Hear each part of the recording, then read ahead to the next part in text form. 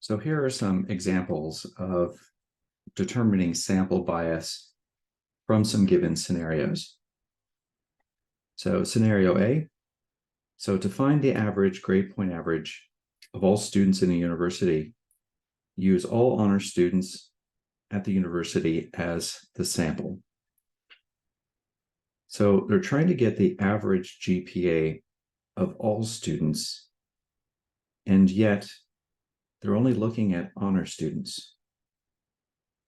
So this would give an average grade point average that is biased toward honor students. So honor students will have a high grade point average. And so this would be an example of undue influence, self-interest, and also misleading use of data. Let's look at the next one. So to find out the most popular cereal among young people under the age of 10, stand outside a large supermarket for 3 hours and speak to every 20th child under age 10 who enters the supermarket. So this would be an example of undue influence, where this is a convenience sample, which is non-random, and also an example of self-interest. All right, let's look at the next few. So part C, to find the average annual income of all adults.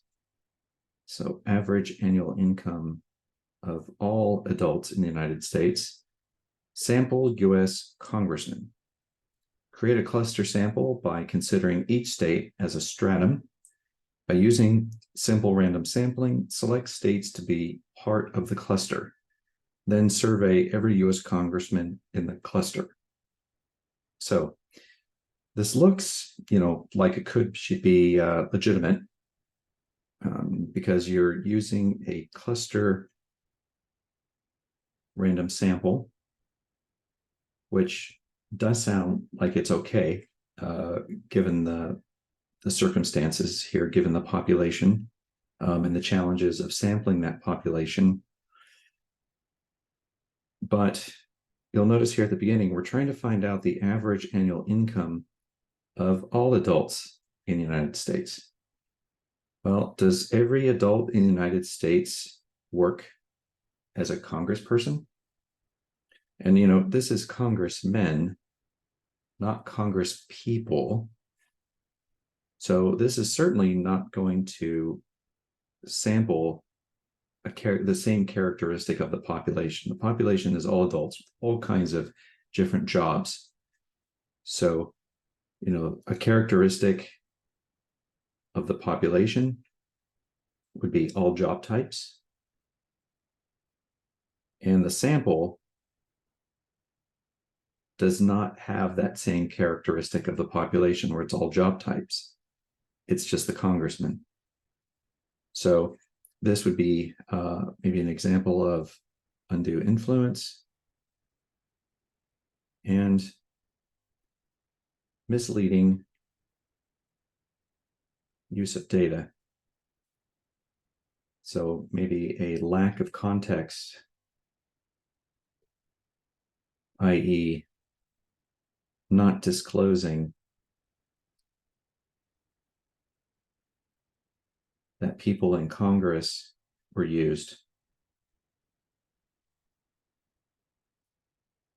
Part D, so to determine the proportion of people taking public transportation to work, survey 20 people in New York City, conduct the survey by sitting in Central Park on a bench and are interviewing every person who sits next to you. So it's possible that this survey of only 20 people, it could be considered a small sample. And then this is also a convenience sample, which is non-random. And you're trying to, get a sense of people that are taking public transportation to work. But the people that are going to Central Park aren't necessarily going to work.